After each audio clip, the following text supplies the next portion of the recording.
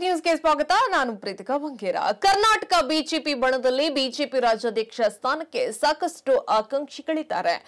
ಬಣ ರಾಜಕೀಯ ಮಧ್ಯೆ ಶೀಘ್ರವೇ ರಾಜ್ಯಾಧ್ಯಕ್ಷ ಸ್ಥಾನಕ್ಕೆ ಚುನಾವಣೆ ನಡೆಸಲಾಗುವುದು ಎಂದು ವರಿಷ್ಠರು ತಿಳಿಸಿದ್ದಾರೆ. ಹಾಗಾದ್ರೆ ಈ ಹುದ್ದೆಗಾಗಿ ವಿಪಕ್ಷ ನಾಯಕ ಆರ್ ಅಶೋಕ್ ಅವರು ಅರ್ಜಿಯನ್ನ ಹಾಕಿದ್ದಾರೆ ಎಂಬ ಇಲ್ಲಿ ಪ್ರಶ್ನೆ ಕೂಡ ಇಲ್ಲಿ ಕಾಡ್ತಾ ಇದೆ.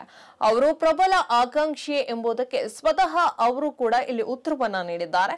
ಕೆಲವರ ಆರೋಪ ಈ ಬಗೆಗಿನ ಗೊಂದಲಗಳಿಗೆ ತೆರೆಯನ್ನ ಎಳೆದಿದ್ದಾರೆ. ಬೆಂಗಳೂರಿನಲ್ಲಿ ಸುದ್ದಿಗಾರರೊಂದಿಗೆ ಮಾತನಾಡಿದ ಆರ್ ಅಶೋಕ್ ಅವರು ವಿರೋಧ ಪಕ್ಷದ ನಾಯಕನಾಗಿ ಸರ್ಕಾರದ ಜನವಿರೋಧಿ ನೀತಿಗಳ ವಿರುದ್ಧ ಹೋರಾಟವನ್ನ ಮಾಡ್ತಾ ಇದ್ದೇನೆ. ಇದರ ಹೊರತು ರಾಜ್ಯಾಧ್ಯಕ್ಷ ಸ್ಥಾನಕ್ಕೆ ನಾನೆಂದೂ ಅರ್ಜಿಯನ್ನ ಹಾಕಿಲ್ಲ ಎಂದು ಇಲ್ಲಿ ಸ್ಪಷ್ಟಪಡಿಸಿದ್ದಾರೆ.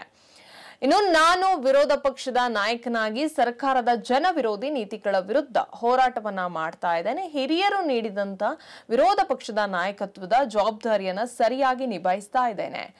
ನಾನೇನು ರಾಜ್ಯಾಧ್ಯಕ್ಷ ಸ್ಥಾನದ ಆಕಾಂಕ್ಷಿ ಅಲ್ಲ. ಇದಕ್ಕಾಗಿ ನಾನೆಂದು ಅರ್ಜಿಯನ್ನ ಹಾಕಿಲ್ಲ, ಆ ಬಗ್ಗೆ ಯೋಚನೆ ಕೂಡ ಮಾಡಿಲ್ಲ. ಆದ್ರೆ ಈ ರೀತಿ ಸಮಸ್ಯೆ ಆಗ್ತಾ ಇರೋದು ನನಗೂ ಕೂಡ ನೋವು ತಂದಿದೆ. ಎಲ್ಲರೂ ಹೊಂದಾಣಿಕೆ ಮಾಡಿಕೊಂಡು ಮುಂದುವರಿಯಬೇಕಾಗುತ್ತೆ ಎಂದು ಹೇಳಿದ್ರು. ಇನ್ನು ಶಾಸಕ ಬಸನಗೌಡ ಪಾಟೀಲ್ ಯತ್ನಾಳ್ ಅವರ ತಂಡದ ಕುರಿತು ಬಿಜೆಪಿ ಹಿರಿಯ ನಾಯಕರೊಂದಿಗೆ ಚರ್ಚೆಯನ್ನ ನಡೆಸಿದ್ದೇವೆ. ಪಕ್ಷದಲ್ಲಿ ಎಲ್ಲಾ ಸಮಸ್ಯೆ ನಿವಾರಣೆಯಾಗಲಿದೆ ಎಂದು ನಾನು ಬಯಸ್ತಾ ಇದ್ದೇನೆ. ಇನ್ನು ಕರ್ನಾಟಕದಲ್ಲಿ ಒಂದೇ ಕಡೆ ಬದಲಾವಣೆ ಆಗೋದಲ್ಲ, ಇಡೀ ದೇಶದಲ್ಲಿ ಎಲ್ಲ ಕಡೆ ಪಕ್ಷದಲ್ಲಿ ಚುನಾವಣೆ ನಡೆಯುತ್ತದೆ. ಇಲ್ಲಿ ಎಲ್ಲರ ಅಭಿಪ್ರಾಯ ಪಡೆಯಲಾಗುತ್ತೆ ಎಂದು ಅವರು ತಿಳಿಸಿದ್ರು. ಹೆಚ್ಚಿನ ಅಪ್ಡೇಟ್ಗಾಗಿ ನೋಡ್ತಾ ಇರಿ ನೆಕ್ಸ್ಟ್ ನ್ಯೂಸ್ ಕನ್ನಡ. ವಂದನೆಗಳು.